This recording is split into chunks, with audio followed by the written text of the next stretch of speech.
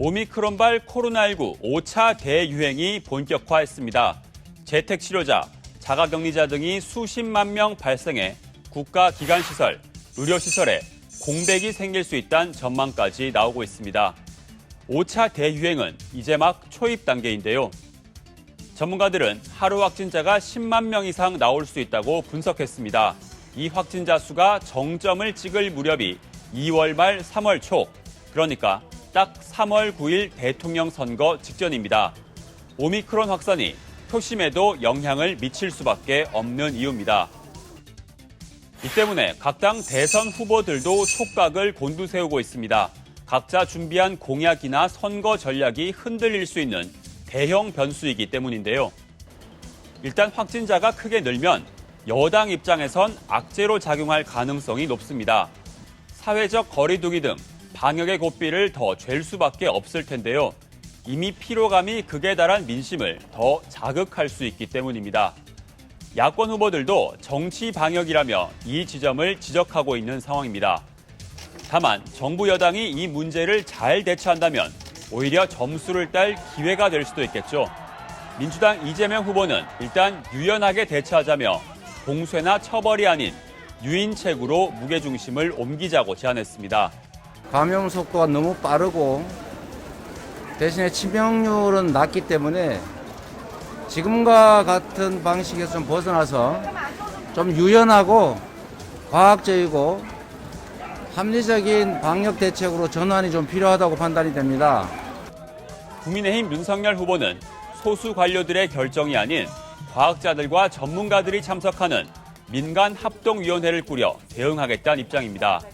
소수의 관료가 그게 어떻게 의사결정이 이루어지는지도 모르고 방향을 잡아가지고 간다고 하는 것은 그거는 우리가 정치와 행정을 펴나가는 데 있어서 국민들의 동의와 협조를 받기도 대단히 어렵다고 생각합니다.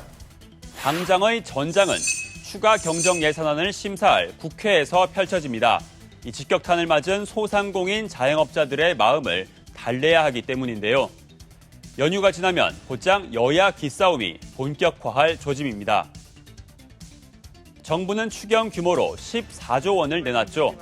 하지만 곧장 민주당에선 35조 원, 국민의힘에선 45조 원 이야기가 나왔습니다.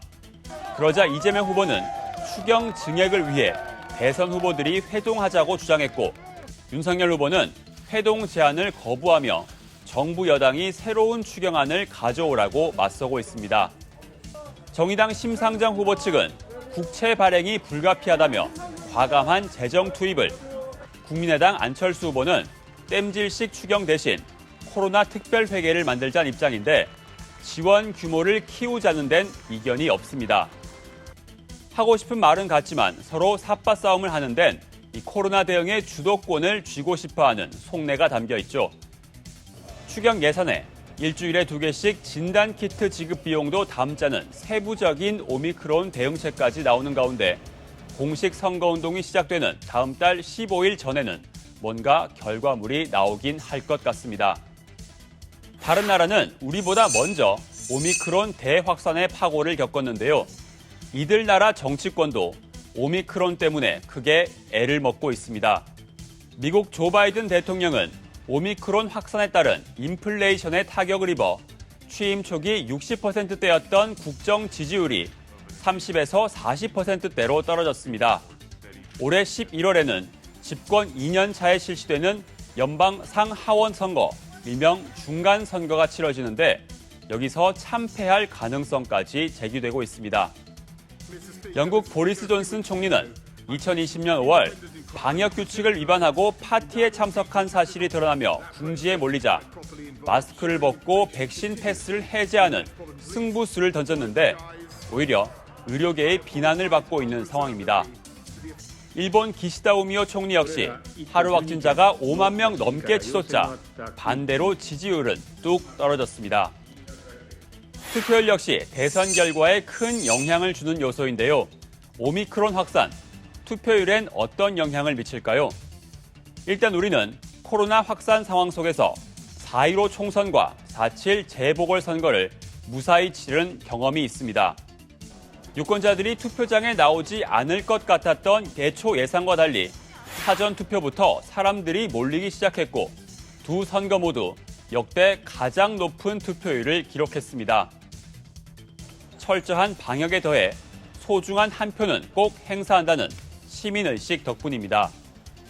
보통 전 국민의 관심사인 대선은 투표율이 70%를 웃도는데요. 이번에도 오미크론에는 큰 영향을 받지 않을 거란 전망이 우세합니다. 다만 올해부턴 재외국민 3만 명 이상 지역에 추가로 재외투표소를 설치하는 등 이 재외국민 투표 여건이 좋아졌는데 해외 코로나 방역 상황에 따라 투표장 설치에 영향을 받을 수는 있습니다. 임기 말인데도 이례적으로 높은 문재인 대통령 지지율, 그 배경엔 성공적인 K-방역이 있다는 평가가 많죠. 오미크론 확산이 이 지지율 흐름, 나아가 대선판에 어떤 영향을 줄지, 또 앞으로 누가 이 K-방역을 계속 성공한 방역으로 이어갈지 유권자들이 눈을 크게 뜨고 지켜보고 있습니다. 지금까지 대선 풍향배였습니다.